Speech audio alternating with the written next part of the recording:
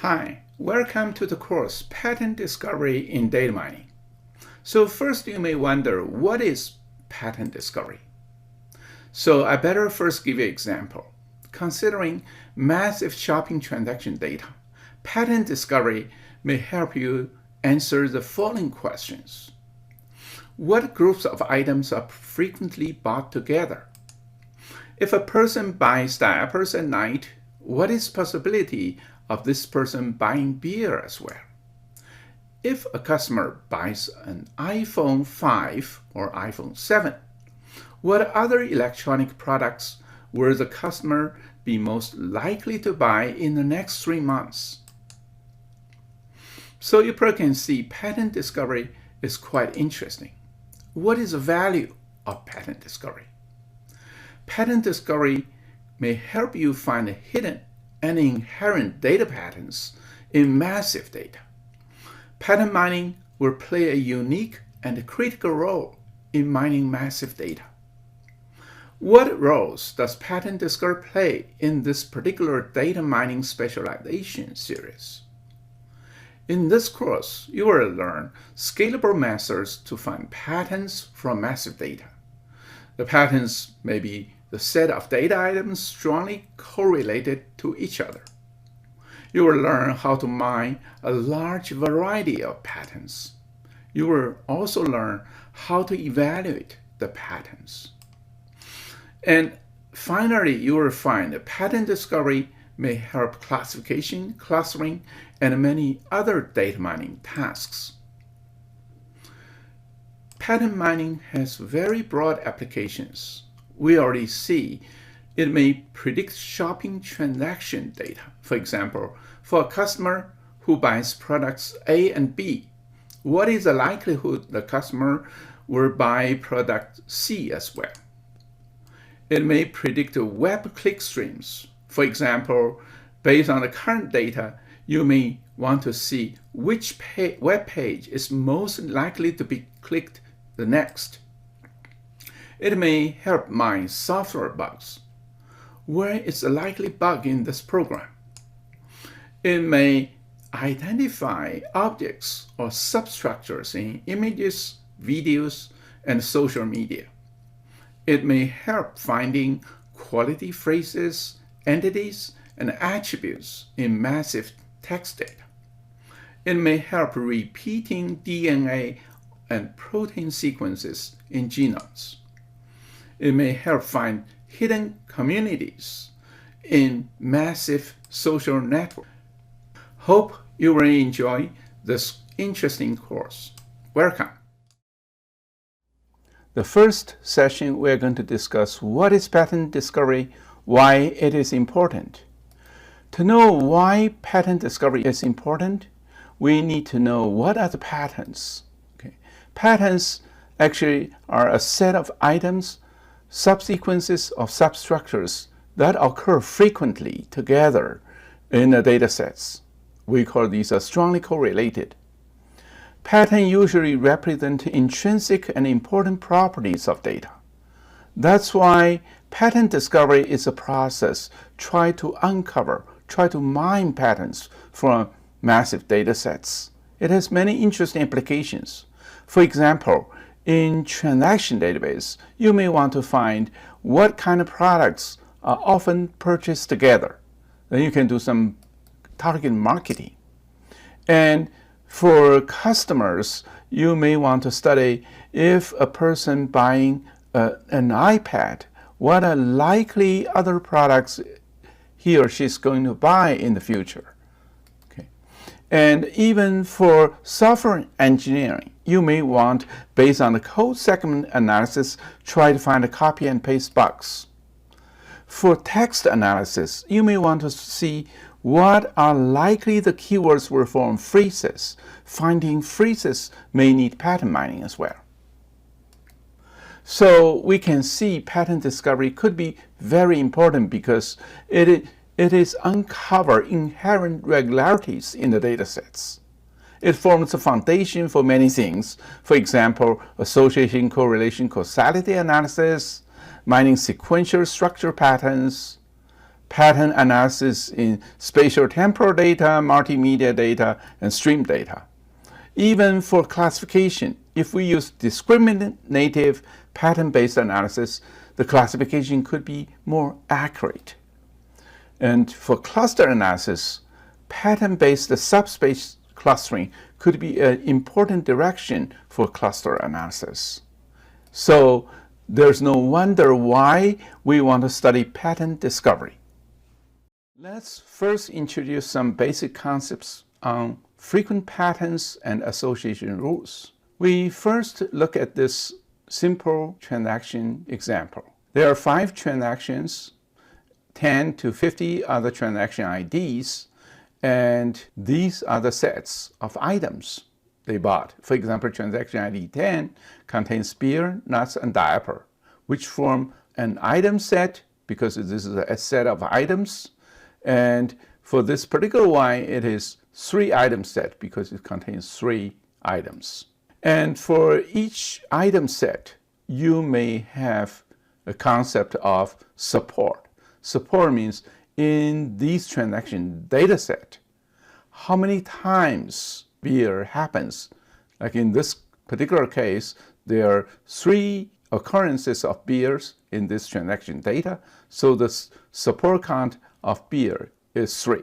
But you also can use relative support. That means the fraction of the transactions. For example, there are total 5 transactions, 3 of them contains beers, so the relative support is 3 over 5, or you can say 60%. So we may see whether an item set X is frequent or not if X, the support of X, pass a minimum support threshold. For example, if we said the minimum support threshold is 50%, then we can see the frequent one item set in this data sets. You will find there are 4. Like beer, you can see there are 3 cases. This absolute support is 3. The relative support is 3 over 5 is 60%. Okay. But for frequent 2 item sets, you may check it. There's only 1. Okay. Because it's beer and diaper, they happen together 3 times out of 5. That's why we get this. But none of the other, item sets, they pass this 50% threshold, so there's only 1. And from the frequent item sets, we can introduce an interesting rule, association rule. That implies, for example, X implies Y. Simply says, if people buying X, what is the support and confidence people will buy the item set Y? Okay. Then S is the support, which is the probability X and Y contained together in this rule set. Okay. Then C is a confidence, which is conditional probability. That means if the transaction contains X, what is the probability it also contains Y? So for this probability computation, you can use support X union Y divided by support X. That means take the whole rule support divided by the left-hand side. You may see this notion X union Y. This is a set union. But if you look at the Venn diagram, actually transactions containing X could be this part. Transaction containing diaper, like beer is this part, diaper is this part. Containing both actually is their intersection. Okay, the intersection on the events. Okay, but from the item set point of view, actually the transactions containing both X and Y, both beer and diaper, you will say this one will count. That's why we use not X intersects Y, but X union Y. Okay, if you think X is beer, Y is diaper, X intersects Y will be empty. X union Y means it contains both. Then for association rule mining is actually try to find all such rules which pass a minimum support and a confidence threshold. Okay. We already know if we set minimum support is 0.5, we'll find these are frequent 1 item sets, these are the frequent 2 item sets. From here, if we set minimum confidence is 50%, we are going to derive 2 association rules, because these 2 rules, if you use this computation, beer and diaper getting together is 3, and here, okay. Then it's 60% because 3 over 5. Then if every time beer occurs, you can see diaper also occur. That's why the confidence is 100%. But for diaper implies beer, you probably can see the diaper support is 4, beer support is 3. So that means there's only 75% of probability the customer buying a diaper likely to buy beer. Are there more rules in this one? Actually, if you check this, because this is only frequent 2 item set, these 2 are the only association rules that can be generated from this transaction data. Now we are going to introduce another set of important concepts, closed patterns and max patterns.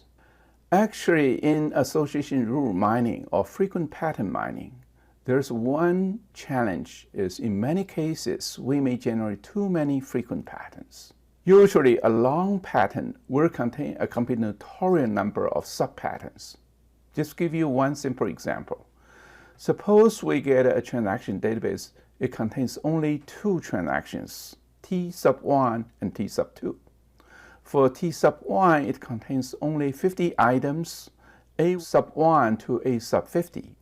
For transaction T2, it contains 100 item sets, A sub 1 up to A sub 100. Suppose we set the minimum support. The absolute minimum support is only 1. That means everything is frequent. Then how many frequent items it contains? Let's have a try. Okay. So for frequent 1 item sets, we have A1 occurs twice, A2 occurs twice, up to A50 occurs twice. Then A51 occurs only once, up to A100 occurs only once. Okay. Then what about 2 item sets? Actually, 2 item sets is all the possible combinations of A1 to A2, A1 to A3, up to A99 to A100. You probably can see some are support 2, some support is only 1. Okay. Then we can go on and on. Up to 99 item sets, we actually can get A1 to A sub 99, the support is 1. You can chop 1 by 1. So finally you get A2, A3 to A sub 100, support is 1. Finally, we'll get a 100 item set whose support is only 1. If we add all these together, that means 100 choose 1, 100 choose 2, up to 100 choose 100. We'll get a huge number, 2 to the power of 100 minus 1, that many sub-patterns. This is a huge set. For any computer, it's too huge to compute or store. Then how can we handle such a challenge? One interesting proposal is introduce the concept of closed patterns. What is a closed pattern? We say X is closed if X is frequent and there exists no super pattern Y with the same support as X. Just give you a simple example. We look at the same transaction database like T1 and T2. We still say minimum support is 1. So how many closed patterns does this transaction contain? So instead of 2 to power 100 minus 1, we actually will find only 2. A1 to A50 support is 2. A1 to A100 support is 1. You may say, wait, you may lose something. Let's look at it.